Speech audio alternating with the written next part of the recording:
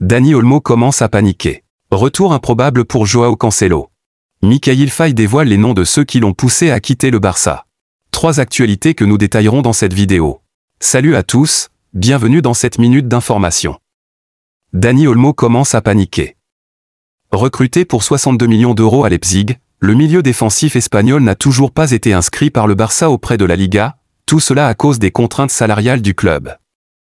Après 2 matchs de championnat, Dani Olmo a été contraint de regarder ses coéquipiers jouer étant assis loin en tribune. Une situation qui commence à inquiéter le champion d'Europe 2024 qui ne comprend pas comment malgré le départ de Ilkay Gundogan et même de Mikayil Faye il n'a toujours pas été inscrit. Selon les informations de Mundo Deportivo, pour résoudre la situation de Dani Olmo, les dirigeants barcelonais doivent d'abord finaliser les prêts de Victor Roque et de Clément Lenglet afin de libérer la masse salariale nécessaire permettant de l'enregistrer.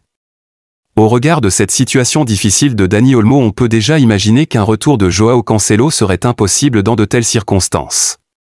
Malgré l'intérêt du coach Hans Flick pour Joao Cancelo, les Catalans qui sont toujours en équilibre instable sur le plan financier ont très peu de chances d'enrôler cet été Joao Cancelo. Le Portugais file droit vers l'Arabie Saoudite. Al Hilal, le club saoudien qui souhaite le recruter a déjà vendu un latéral dont il ne voulait plus pour avoir des moyens nécessaires pour passer à l'action dans le dossier de Cancelo.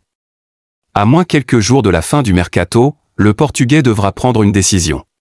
En attendant de voir ce qu'il décidera, Mikayil Faye a rejoint Rennes, le nouveau club où il évoluera cette saison. Interviewé par un média français, le jeune défenseur sénégalais a révélé les noms de ceux qui l'ont conseillé de quitter le Barça. Ousmane Dembélé et Lovro Maggé. Selon le Sénégalais, avant d'accepter la proposition de Rennes, il a causé avec ces 2 hommes qui lui ont fait comprendre que le Stade Rennais serait un bon club pour lui. Car il met en valeur la jeunesse. Que pensez-vous de ces conseils donnés par Dembélé à Faye? Donnez vos avis en commentaire.